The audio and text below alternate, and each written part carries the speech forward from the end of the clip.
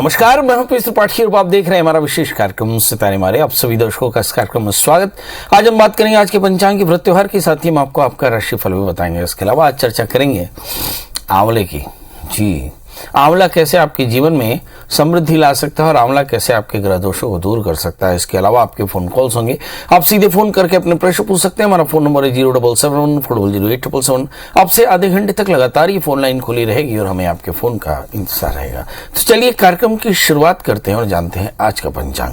आज शुभ संवत 2079 शक 1944 सूर्य दक्षिणायन का प्रतिपदा तिथि है और दिन मंगलवार। प्रतिपदा दोपहर को 5:16 तक, कृतिका नक्षत्र रात्रि को 3:09 तक। आज चंद्रमा मेष राशि में होंगे। आज का राहु काल 11:47 से 1:11 तक होगा। तो दोस्तों, ये तो था पंचांग और अब बात करते हैं एक सूचना की। यदि आपके मन में कोई सवाल हो तो आप सीधे ज्योतिषी सलाह के लिए पीएस त्रिपाठी यानी मुझसे संपर्क कर सकते हैं। मेरा मोबाइल नंबर है 9893363928 और 9753039055। इसके अलावा आप ईमेल से भी मुझसे संपर्क कर सकते हैं। मेरा ईमेल आईडी है pstripathi9@gmail.com, जिसमें आप अपनी डेट ऑफ बर्थ, टाइम और प्लेस लग करके और अपना प्रश्न पूछ सकते हैं और अपने प्रश्नों का जवाब पा सकते हैं।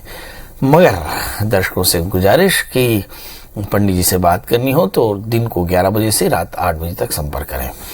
अब बात करते हैं आंवले की।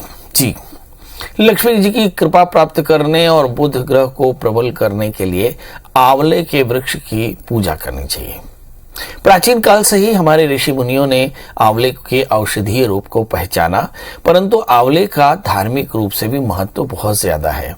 आंवला पूजनीय और पवित्र माना गया। वामन पुराण में कहा गया कि आषाढ़ महीने के प्रथम बुधवार को आंवला दान किसी ब्राह्मण को करने से सभी प्रकार के कष्टों की निवृत्ति होती है। खासकर लक्ष्मी जी जो रूठ गई हो उन्हें प्रसन्न किया जा सकता है। आज आषाढ़ मास का बुधवार, पूर्वाषाढ़ा नक्षत्र भी हमने देखा। माना जाता है कि आंवले के वृक्ष में भगवान विष्णु का वास होता है। यह वृक्ष भगवान विष्णु को अत्यंत प्रिय है। कहा जाता है कि आंवले के पेड़ में बुध ग्रह की शांति भी होती है।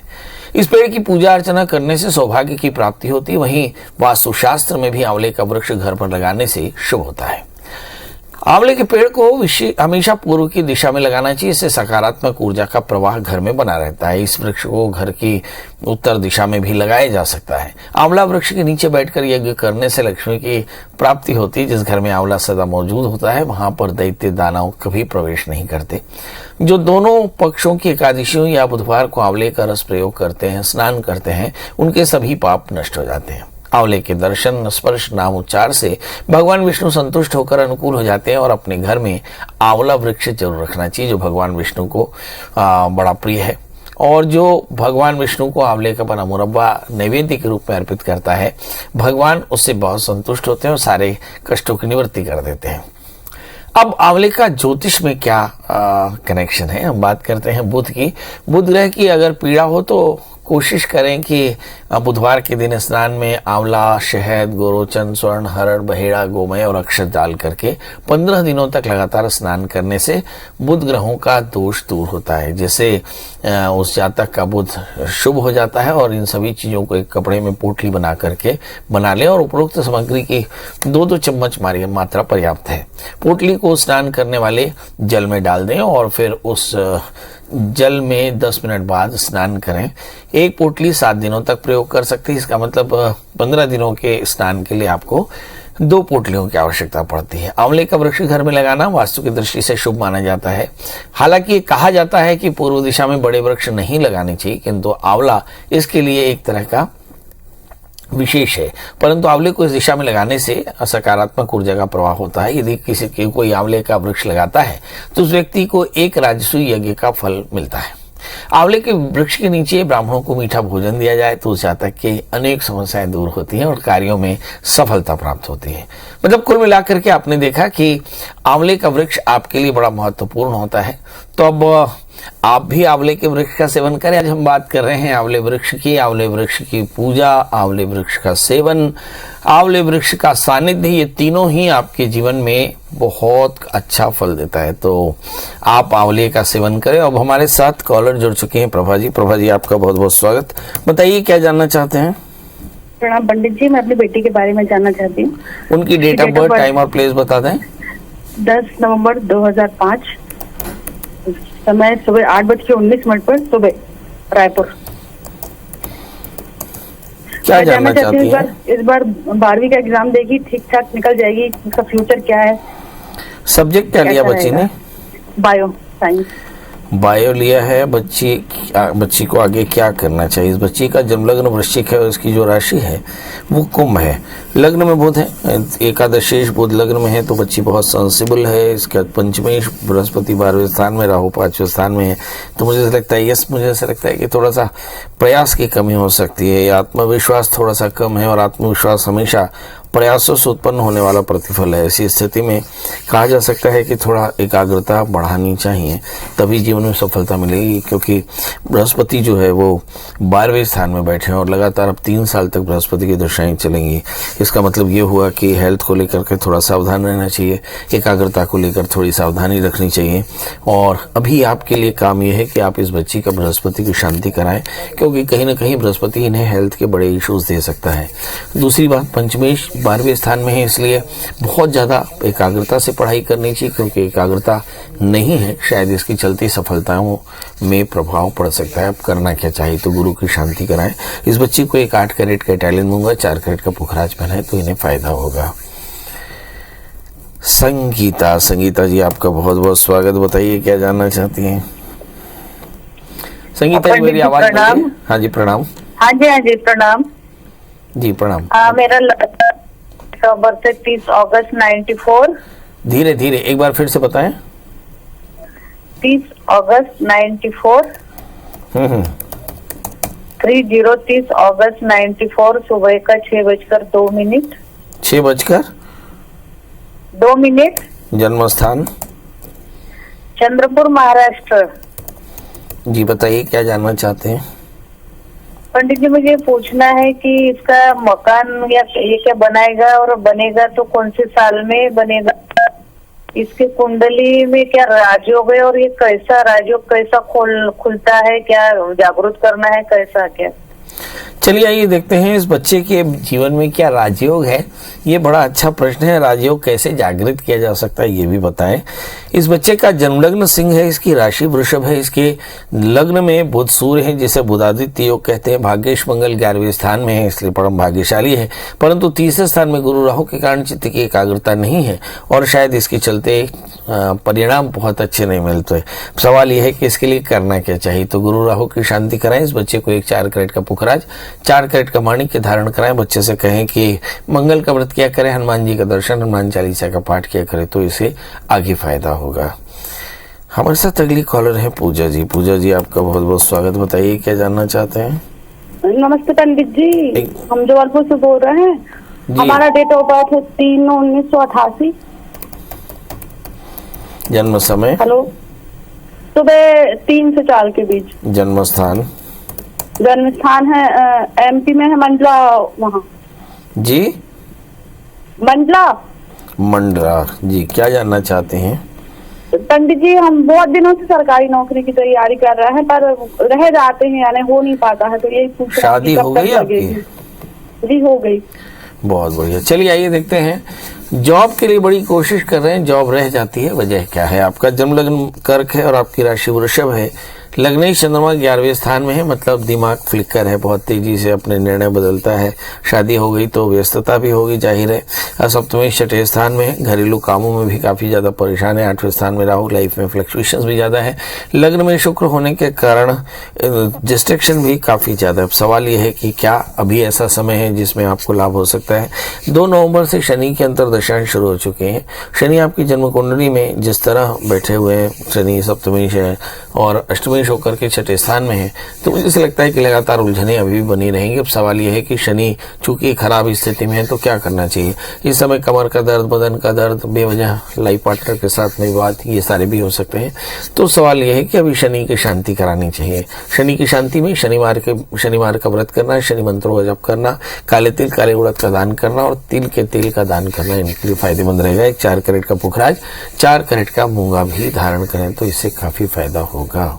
जी शुभम जी जुड़ चुके हैं। शुभम जी आपका बहुत बहुत स्वागत। बताइए क्या जानना चाहते हैं? जी प्रणाम। सर मेरा डेट ऑफ बर्थ 19 अक्टूबर 1991 है। सर मेरा प्लेस है हैदराबाद। जन्म समय? जन्म समय मेरा सर 8:45 रात में। क्या जानना चाहते हैं भाई? सर मैं कैरियर को लेके बहुत परेशान हूँ सर। कोई भी जगह जॉब करता हूँ तो छूट जाता है। पढ़ाई क्या की और आपने? सर मैंने 12th बस पास किया फिलहाल। 12th तक पढ़ाई की है। और नौकरी हाँ, कहाँ सर, करते हैं आप? सर मैं प्राइवेट सेक्टर में ड्राइवर था, गाड़ी चला रहा था। तो सर कभी भी चलाता हूँ, 3 साल हो गया सर, तो मेरी जॉब छूट ही जाती है कहीं ना कहीं। 3 साल में जॉब छूट जाती है, वजह क्या है?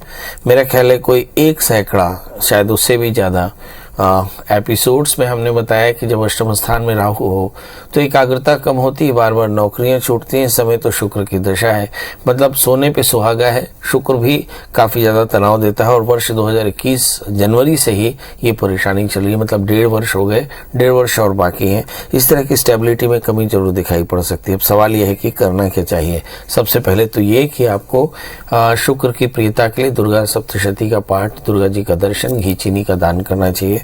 दूसरा, लाइफ में स्टेबिलिटी आए इसलिए कभी अज्ञात पितरों का श्राद्ध नियमित रूप से कराते रहे साल दर साल।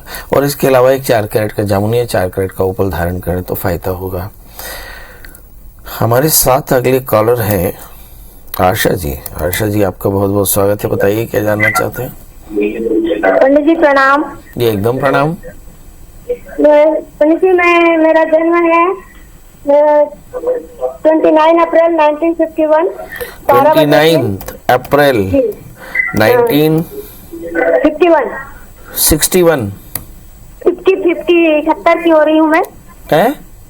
51 है, 1951। 51 61 51। 51। हाँ जी। जन्म समय 12 बज के दिन में। 12 बजकर दिन 12 बजे दिन। 12 बजे दोपहर में, रात में? दिन में। दिन में जी। और जन्म स्थान? दुर्ग छत्तीसगढ़। ये आपकी है या किसी और की है? मेरी है सर। मैं बहुत थोड़ा आर्थिक परेशानी में हूँ। आपकी उम्र इस वक्त कितनी होगी? वही 51 के कारण 71 हो गया, 71। 21 वर्ष की है आप और 61 का जन्म है, 51 का। जी।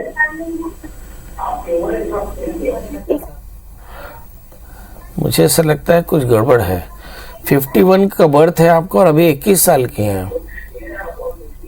नहीं, ऐसे कैसे हो सकता है? मुझे ऐसा लगता है कि कोई बात है। चलिए, अभी तो मैं इस प्रश्न का जवाब नहीं दे पा रहा हूँ क्योंकि मैं ही नहीं समझ पा रहा हूँ कि आपका जन्म कब है। अभी हमारे साथ पूनम जी जुड़ी हैं अलवर से। पूनम जी आपका बहुत बहुत स्वागत है, बताइए क्या जानना चाहते हैं? पंडित जी प्रणाम। जी प्रणाम।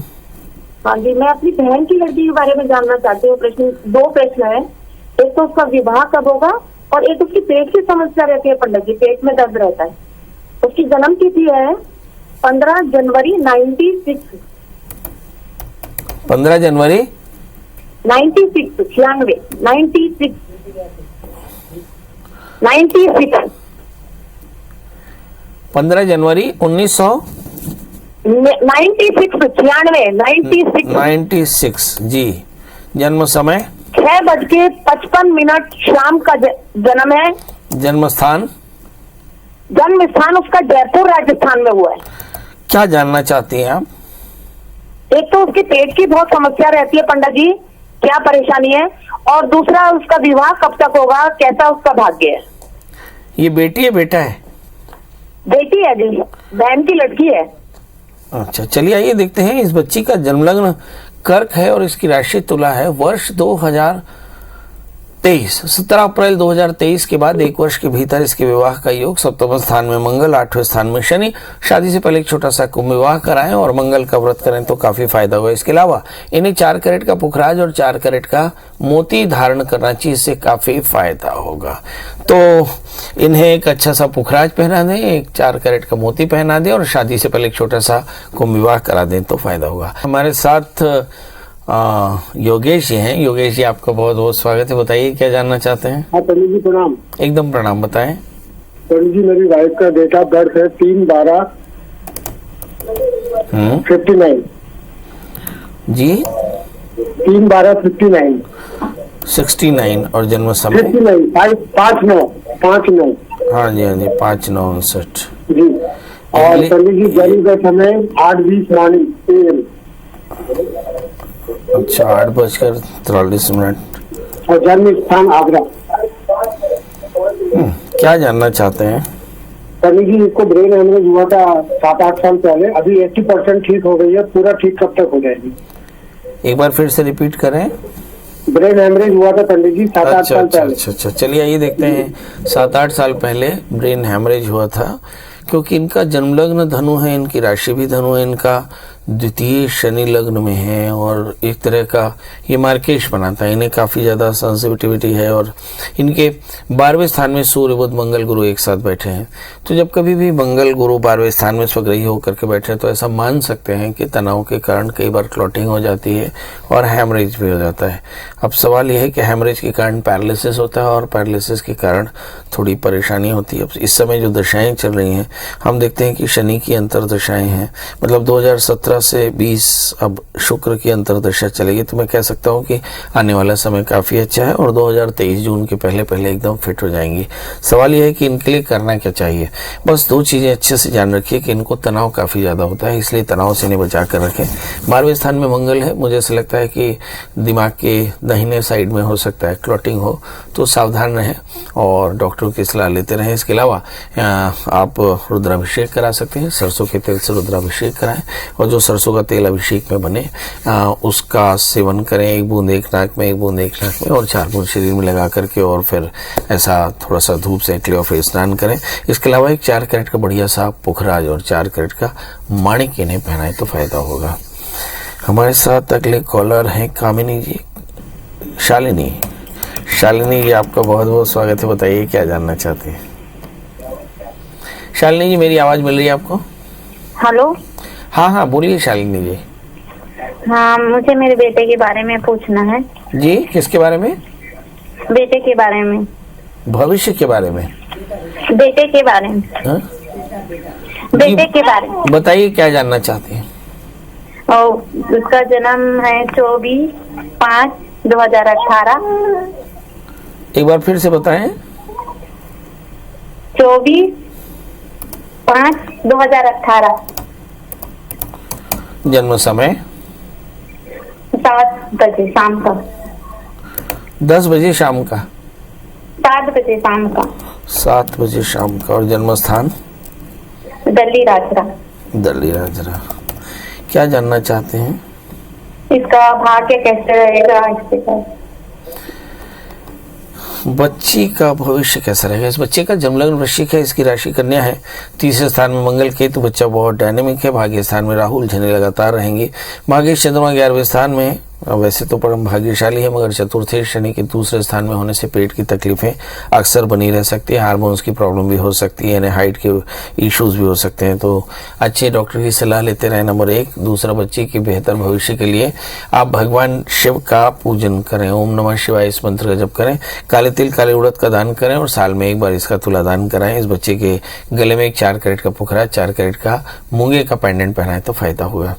तो दोस्तों अब विदा लेते हैं, मगर विदा लेते समय चीज़ों को कंक्लूड करना चाहिए। मतलब आज हम आंवले पर चर्चा कर रहे थे। आंवले का वृक्ष बड़े काम का है, वास्तु के कष्टों को दूर करता है, आपके जीवन में आध्यात्मिक पुण्य बढ़ाता है और आपके ग्रह दोषों को दूर करता है। यदि आप सेवन करें तो आपके बहुत सारे रोगों को भी समाप्त करता है और सबसे बड़ी बात, आपकी लाइफ में, आपकी जिंदगी में समृद्धि को आकृष्ट करता है और आपके जीवन को समृद्ध बनाता है। तो आंवले का सेवन करना चाहिए, आंवले के वृक्ष का सानिध्य रखना चाहिए। ऐसा करने से परेशानियां दूर होती। दोस्तों आज के लिए बस इतना ही। कल हम फिर हाजिर होंगे ढेर सारा प्यार पाने के लिए। तब तक मुझे दी इजाजत। नमस्कार।